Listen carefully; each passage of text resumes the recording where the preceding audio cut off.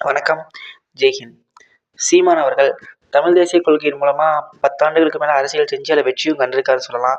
அவரோட வளர்ச்சி ஒரு மிகப்பெரிய வளர்ச்சியாளருமே படிப்படியா வந்து இப்ப ரீசென்ட் டைம்ஸ்ல ஒரு மிகப்பெரிய வளர்ச்சி அடைஞ்சிருக்கு. பட் இப்போ அவருக்கு பார்த்தீங்கன்னா, ஒரு போட்டி என்னன்னு பார்த்தீங்கன்னா, தளபதி விஜய் அப்படின்னு அவரு நினைக்கிறாரோ என்னமோ அப்படின்னு எனக்கு தோணுது. ஏன் சொல்றேன் அப்படிங்கிறத நீங்க முழு காணொளி பார்த்தா உங்களுக்கு தெரியும். தளபதி விஜய் அவர்கள் கண்டிப்பா அவர் வந்து ஓட்டு அவர் எடுத்தாருன்னா, 10 ஓட்டு எடுத்தாருன்னா கண்டிப்பா அதுல 9 ஓட்டு இளைஞர்கள் ஓட்டா தான் இருக்க போகுது. சீமான் அவர்களுக்கும் அவருடைய வோட் பேஸ் யாருன்னு பார்த்தீங்கன்னா, யங்ஸ்டர்ஸ் தான். அதுல எந்த மாற்று கருத்துமே கிடையாது. தற்போது சீமான் அவர்கள் கூட ஸ்டாலின் அவர்கள் உடல்நிலை சரியில்லாதப்ப விசாரிக்க போறாரு. அப்ப சொல்லியிருந்தாரு, "அரசியல் மாண்பு காரணமா தான் நான் போய் பண்ணேன்" அப்படின்னு சொல்லியிருந்தாரு. பட் இப்படி அரசியல் மாண்பு பேசுறவர்களும், அவரோட கட்சிக்காரர்களும் எதற்காக ஒரு தாவேக்கா மாரியான கட்சிய போட்டு இந்த அடி அடிக்கிறாங்க அப்படின்னு தெரியல.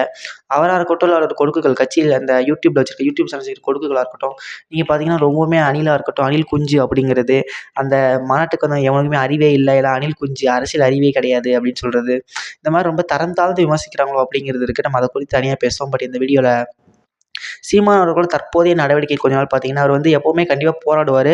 அ மத்திய அரசா இருக்கட்டும், மாநில அரசா இருக்கட்டுமே கண்டிப்பா தவறுகளுக்கு எல்லாமே சுட்டிக்காட்டுவாரு. ஒரு கடுமையான அரசியல் செய்வாரு. பட் ஆனா இப்ப கடந்த காலத்துல ரீசென்ட் டைம்ஸ்ல பார்த்தீங்கன்னா, அவருடைய எதிர்ப்பு முழுக்குமே அந்த தாவேக்காவ சுத்தி தான் இருக்கும் அப்படிங்கிற மாரி இருக்கு. பட் விஜய் அவர்கள் வந்து சீமான் அவர்கள் நிறைய எதிர்க்கிறாரான்னு கேட்டீங்கன்னா, கில்லிங் இன் சைலன்ஸ் தான் பண்றாரோ, அவர் கண்டுக்காம விடுறது தான் பண்றாரோ அப்படிங்கிற மாரி இருக்கு. பட் சீமான் அவர்கள் அப்படி பண்ற மாரி தெரியல. நீ வேணா சண்டைக்கு வாடாங்கிற மாரி விஜய் அவர்கள போட்டு அடி அடின்னு அடிக்கிறதா இருக்கு. அவர் அப்ப ஃபர்ஸ்ட்டு பேசினத ஏத்துக்க முடிஞ்சுச்சு. ஆ திராவிடமும், தமிழ் தேசியமும் இரு கண்கள் சொன்னப்ப, "நீ நடு ரோட்ல நின்னா செத்து போயிருவேன்னு" சொன்னாரு. அதெல்லாம் உண்மதான். கண்டிப்பா ஒண்ணு இங்கிட்டு போணும், இல்ல அங்கிட்டு போணும்லாம் எனக்கு எந்த மாற்று கருத்தும் கிடையாது. பட் அவரோட மாநாடு கூட்டத்த பார்த்துட்டு சீமான் அவர்களுக்கு ஏதாவது எண்ணம் வந்துச்சோ, இல்லன்னா அவருக்கு என்னமோ ஒரு திட்டத்துல சில தோணியிருக்கோ என்னமோ எனக்கு தெரியல. பட் ஏன்னா அதுதான் உண்மை அப்படின்னு நான் நெனைக்கிறேன். ஏன்னா நீங்க பார்த்தீங்கன்னா உங்களுக்கு தெரியுமே, அவரோட அவரோட மாநாட்டுக்கு வந்த கூட்டம் பார்த்தீங்கன்னா, ஒரு மிகப்பெரிய கூட்டம். கண்டிப்பா சீமானோட வோட் பேங்க பாதிக்கும் அப்படின்னு சீமான் நம்புறாரோ அப்படின்னு தான் நான் நெனைக்கிறேன். கண்டிப்பா அது எப்படி பாதிக்கும் நீ பார்த்தியா? சீமானோட ஓட்டு எதுக்கு அவங்களுக்கு பாதிக்க போகுது? ஏன்னா சீமானோரே சொல்லியிருக்காரு. கண்டிப்பா விஜயோட ரசிகர்கள் வந்து சீமானோட தொண்டர்கள் கிடையாது. சீமானுக்கு ஓட்டு போட போறது கிடையாது. சீமானோட தொண்டர்கள் வந்து விஜய் ரசிகர்களாகவும் இருக்க போறது கிடையாது. அவங்க கட்சிக்கு ஓட்டு போட போறதும் கிடையாது. அப்படிங்கிற பட்சத்தில நம்ம கண்டிப்பா செய்ய வேண்டிய அரசியல் செஞ்சா கண்டிப்பா சீமானுக்கு வர வேண்டிய ஓட்டுகள் வரப்போகுது. பட் இருந்தாலுமே இப்ப ரீசென்ட் டைம்ஸ்ல பார்த்தீங்கன்னா, சீமான் அவர்கள் தாவேக்காவையும், இந்த அணிலையும் அப்படின்னு சொல்லிட்டு இந்த தாவேக்கா தொண்டர்கள் தான் கடுமையா விமர்சிக்கிற மாரி இருக்கு. இதுக்கான காரணம் என்ன அப்படின்னு தெரியல. பல பேர் சொல்றது சீமான் வந்து ஸ்டாலின் அவர்கள சந்திச்ச பிறகு அது அவருக்கு குடுக்கப்பட்ட ப்ராஜெக்ட்டே அதான். விஜய் அவர்கள கடுமையா தாக்கணும் அப்படிங்கிற மாரி சொன்னாங்க. பட் விஜய் அவர்கள் கடுமையா தாக்குறாரான்னு கேட்டா இல்ல. அவர் கடந்த மாநாட்டிலுமே எந்த பதிலுமே சொல்லல. ஒரு மாரி பட்டும் படாமலும் பேசிட்டு போயிட்டாரு. ஒரு மாரி கண்டுக்கவே இல்லையோ சீமான் அவர்கள அப்படிங்கிற மாரி தான் இருக்கு. பட் சீமான் அவர்கள் பேனிக் ஆகுறாரா? அப்படிங்கிற கேள்வி இங்க எழுது.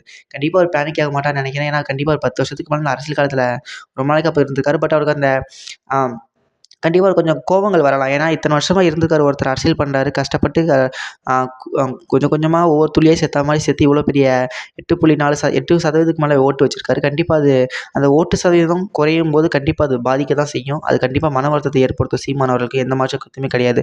பட் இருந்தாலுமே ஒரு தமிழ் தேசிய கொள்கை மாரி ஒரு கொள்கைய வச்சிருக்கவரு, கண்டிப்பா அவர் அது சார்ந்த அரசியல தான் முன்னெடுக்கணும். அத விட்டுட்டு சும்மா நேத்து வந்த கட்சிய இவரு விமர்சிச்சு அவங்கள பெரிய ஆள் ஆக்குறாரோ! அப்படிங்கிற கேள்வி தான் எனக்கு வருது.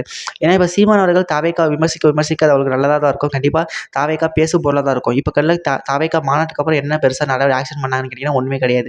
பட் இவங்கள மாரியான ஆட்கள் பேசி பேசி தான் தாவேக்காவ இருக்க வைக்கிறாங்களோ! அப்படிங்கிற டவுட் தான் எனக்கு எழுது. இது கண்டிப்பா எங்க போய் முடிய போகுது அப்படின்னு தெரியல. ஏன்னா சீமான் அவர்கள் இப்ப பிஜேபியும், திமுகவும் எதிர்க்கிறத தாண்டி தாவேக்காவ தான் எதிர்க்கிறாரோ! அப்படிங்கிற மாரி தான் எனக்கு தோணுது.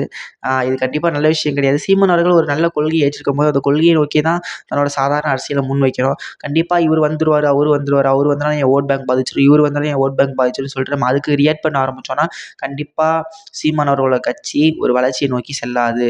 இது வந்து அவர் மேல ஒரு நல்ல ஒரு அபிப்பிராயத்த தான் சொல்றேனே தவிர, மத்தபடி எனக்கும் தளபதி அவருக்கும் எனக்கும் எனக்கு விஜய் அவர்கள் நடிகரா பிடிக்கும். பட் கண்டிப்பா ஒரு அரசியல்வாதிய கண்டிப்பா நான் இல்லன்னு தான் சொல்லுவேன்.